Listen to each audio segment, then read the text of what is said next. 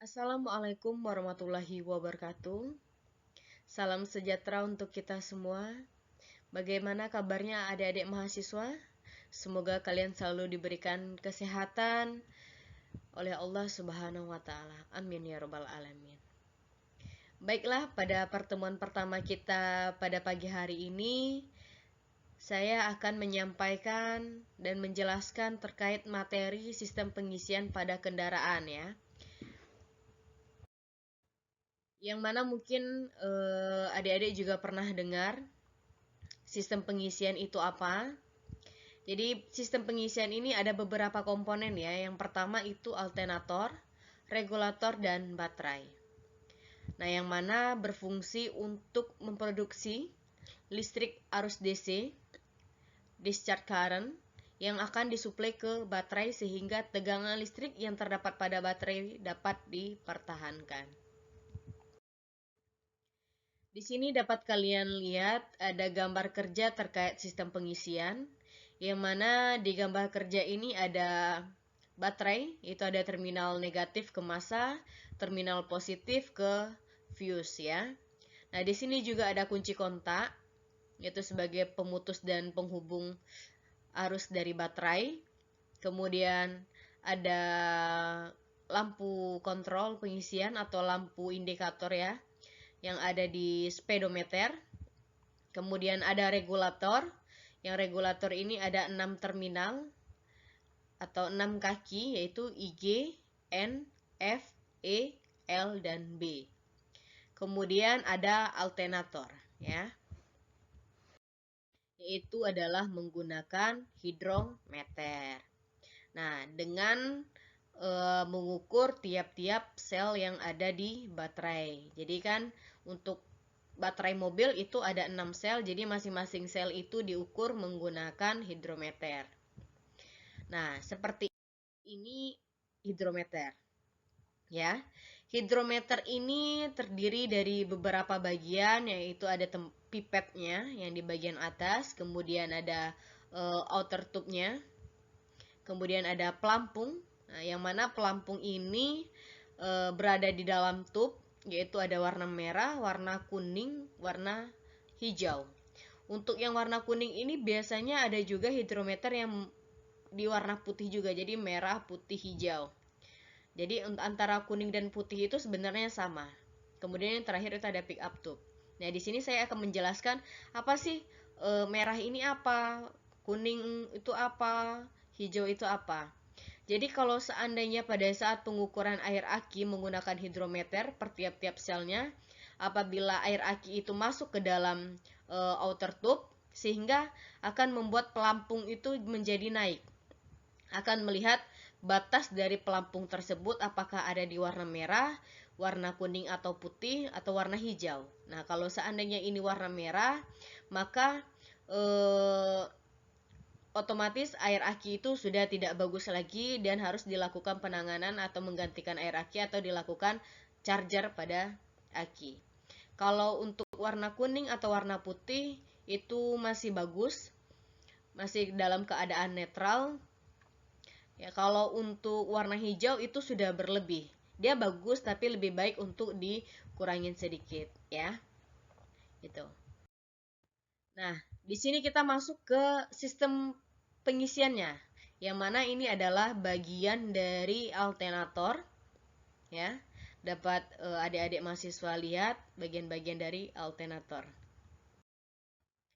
Nah, kita harus tahu dulu komponen utama. Jadi generator ini sama dengan alternator ya. Alternator itu nama lainnya adalah generator.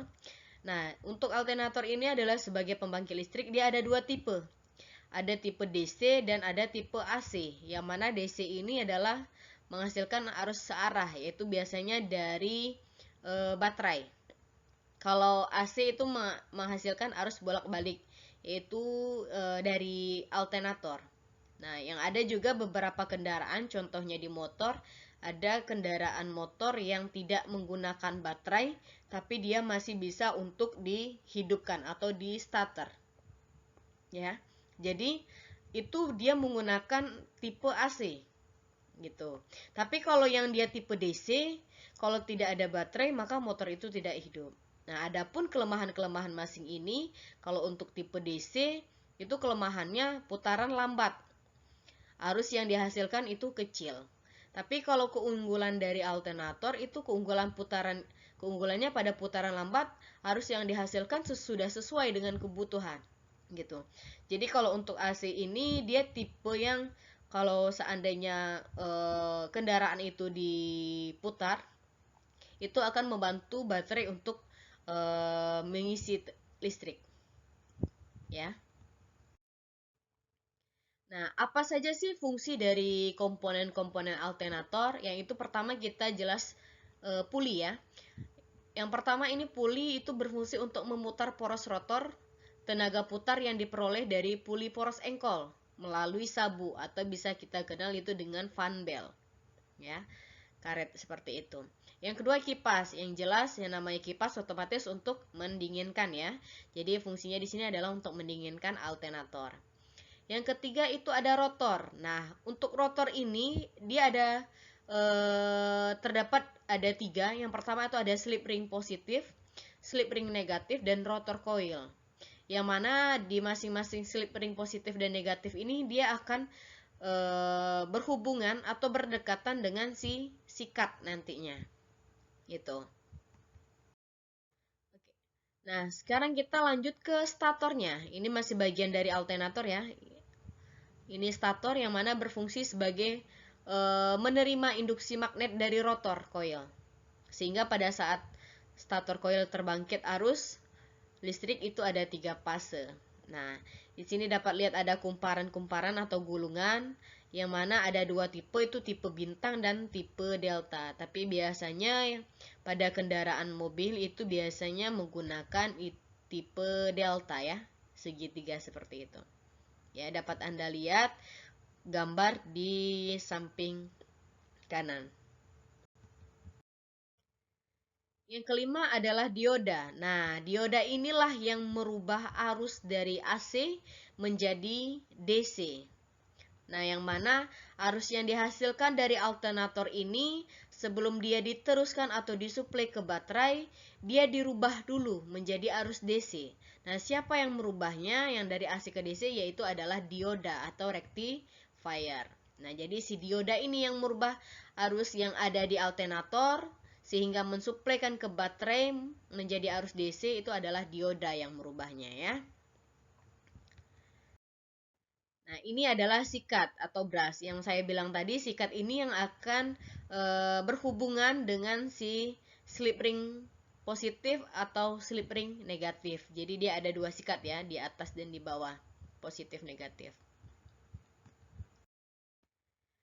Nah, di sini ada regulator. Jadi regulator ini dia ada yang alternator yang bergabung langsung dengan regulator, ada yang terpisah dengan regulator. Kalau adik-adik lihat yang sebelah kanan itu regulatornya terpisah ya, dari yang di bagian atas ini.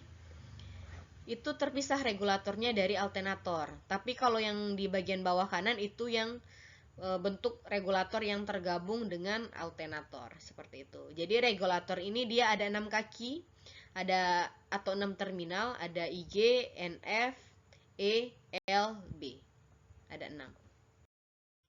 Nah, baiklah itu penjelasan materi terkait sistem pengisian pada kendaraan. Materi ini juga sudah Ibu upload di LMS. Kalian juga bisa pahami, kalian pelajari terkait materi sistem pengisian ini. Nanti jika ada yang ingin ditanyakan, boleh kalian tanyakan di forum diskusi. Jadi saya harapkan pada saat pertemuan 1 ini kalian aktif, jangan hanya sekedar mendengarkan, tapi juga memahami terkait penjelasan yang sudah saya jelaskan. Kalian harus menguasai materi ini, karena sistem kelistrikan ini berkaitan ya, sampai nanti di sistem terakhir itu adalah sistem penerangan.